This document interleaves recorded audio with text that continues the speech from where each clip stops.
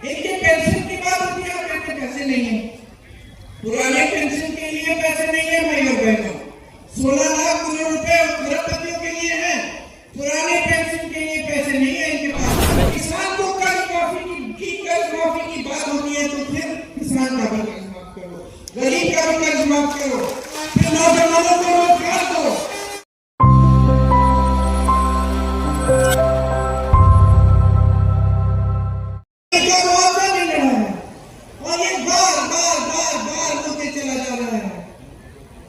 मोदी जी ने अगर एक काम किया है जो 70 सालों में कांग्रेस पार्टी नहीं कर पाई, वो कहते हैं ना 70 सालों में कांग्रेस ने जो किया हमने 10 सालों में उसको किया है। कांग्रेस ने हमेशा इस देश की संपत्ति को आपके हाथों में देने का काम किया। आपको जमीन के पट्टे दिए, आपको जमीन के पट्टे दिए, आपको जल जंगल जमीन पर अधिकार दिया, जिनके भोजन का अधिकार दिया। ये सब क्या है? ये सब देश की संपत्ति आपके हाथों में डालने का काम है। मोदी जी ने क्या किया? देश की सारी संपत्ति पकड़ा दी अपने बड़े बड़े खरबपति मित्रों को। 16 लाख करोड़ रुपए इन्होंने कर्ज माफ किए हैं। किसके? इन 22 खरबपतियों के, जो जिनके पास पहले से हजारों करोड़ है। इनके पास पहले से हजारों लाखों करोड़ है। ये कर्ज किस लिए लेते हैं? ये कर्ज इसलिए लेते हैं कि इनकी बेटी की शादी है। ये कर्ज इसलिए लेते हैं क्योंकि जमीन पे नुकसान हो गया और आगे पता नहीं कि अगली रोटी कैसे खिलाएंगे अपने बच्चों को। ये कर्ज इसलिए लेते हैं क्योंकि कर्ज नहीं लिया तो बेटे की एमएससी बीएससी नहीं होगी, पास नहीं होगा, फीस भरनी है, ट्यूशन भरना है। ये कर्ज इसलिए लेते हैं ताकि इनके हजारों करोड़ कुछ और हजारों करोड़ बढ़ जाए। और हमारी सरकार इनके 16 लाख करोड़ रुपए माफ करती है।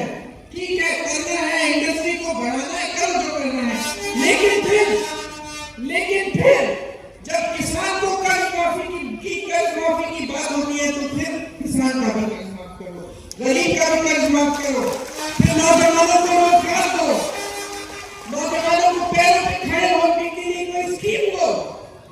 16 लाख करोड़ रुपए आपने उन्हें पकड़ा दिए। देश में किसान 10,000, 50,000, 1 लाख रुपए के लिए आत्महत्या कर रहे हैं और आप चुप हैं।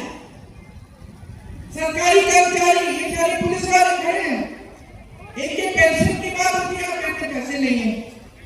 पुराने पेंशन के लिए पैसे नहीं है भाई और बहनों। 16 लाख करोड़ रुपए खरबपतियों के लिए है, पुराने पेंशन के लिए पैसे नहीं है इनके पास। किसानों के कर्ज माफ करने के लिए पैसे नहीं है इनके पास। नौजवानों को आत्मनिर्भर बनाने के लिए पैसे नहीं है इनके पास। बड़े बड़े G20 के इवेंट्स करने के लिए है। मोदी जी चमके, ऐसे लगे जैसे दुनिया के सबसे बड़े नेता है, इसके लिए पैसे हैं।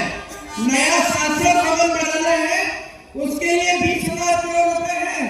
लेकिन गन्ने का बकाया देना था उसी समय, कोविड से पहले 15,000 करोड़ रुपए का, उसके लिए पैसे नहीं थे। 4 साल सेना में भर्ती हो जाओ, शहीद हो जाओगे तो फिक्र मत करो, पेंशन नहीं मिलेगा शहादत के लिए, शहीद का दर्जा भी नहीं मिलेगा, वापस घर रखना होगा। 4 साल बाद सेना में भर्ती होगे तो बेरोजगार हो जाओगे, फिर से नौकरी ढूंढना शुरू करो। ये है इनकी स्कीम बेरोजगारी के खिलाफ को सुलझाने के लिए, ये है इनकी स्कीम।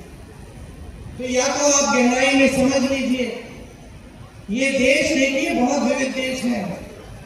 इस देश में हर धर्म, हर जाति, हर संस्कृति के लोग रहते हैं। अब चुनावी मंच पर आके सारे नेता आपको ये 3 शब्द तो बोलते होंगे जरूर, जल जंगल जमीन। मोदी जी भी बोलेंगे आएंगे तो, लेकिन इसका मतलब क्या है? क्या ये समझते हैं? इनकी नीतियों में दिख रहा है? नहीं दिखता। जहां मौका मिला है वहां बड़े बड़े खरबपतियों को आपकी जल, आपकी जमीन और आपके जंगल सौंप दिए हैं, आपके अधिकार सौंपने जा रहे हैं। संविधान को बदलने की बात करते हैं, वही संविधान जो आपको बचा के रखता है, जो आपकी संस्कृति को बचाता है, जो आपके धर्म को बचाता है, वही संविधान बदलने चाहिए जो आपके आरक्षण को बचाता है, आपके अधिकार को बचाता है। क्या तो आंदोलन भी नहीं करने मैंने खुद देखा है मध्य प्रदेश में, उत्तर प्रदेश में देखिए महिलाओं ने एक आंदोलन किया, अध्यापक थी वो, आंदोलन किया कि हमारा वेतन बढ़ाओ, उनको पीटा गया, उनके लाशों का कानून डाल के उनको जेल में डाल दिया कि देशद्रोही हो। तो क्या ये चाहते हैं हम पूरे देश में? गहराई से जो इन चीजों को समझता है वो सिर्फ चुनाव के समय अपने मुंह से ही नहीं बोलता।